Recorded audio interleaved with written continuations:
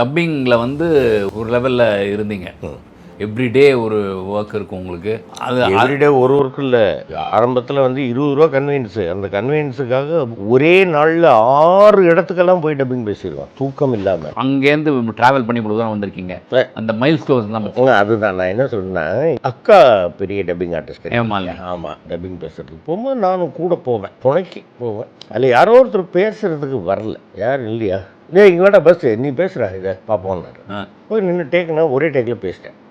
அதுக்கப்புறமா என்ன ஆகிப்போச்சு, இப்படி டப்பிங்னு போயிட்டே இருக்கும்பொழுது வந்து நான் ஆல் இண்டியா ரேடியோவில் வந்து ஆடிஷன் ஆர்டிஸ்ட்டு, டெலிவிஷனில் ஆடிஷன் ஆர்டிஸ்ட்டு. உங்களுக்கு சேலஞ்சிங்காக ஏதாவது ரூல்ஸ் இருந்திருக்கா? இது எப்படா பண்ண போகிறேன் பயந்து? டப்பிங்லேயும் இருந்திருக்கு.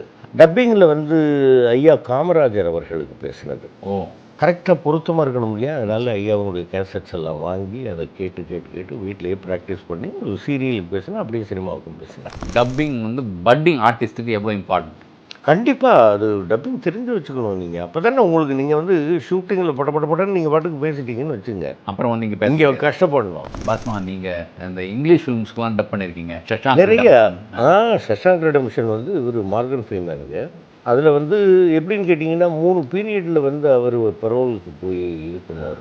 ஃபஸ்ட்டு பேசும்போது கொஞ்சம் யங்காக இருப்பார், அப்புறமா கொஞ்சம் ஓல்டாவார், அதுக்கப்புறமா கொஞ்சம் ஓல்டாவார். அது 3க்கும் வாய்ஸில் வந்து நம்ம டிஃப்ரென்ஸ் கொடுத்தது வந்து அது எல்லாருக்கும் ஒரு பெரிய இதுவாச்சு. ரெண்டாவது இங்கிலீஷ் படத்துக்கு வந்து தமிழில் டப் பண்ணுறதுன்றது கொஞ்சம் கஷ்டம்.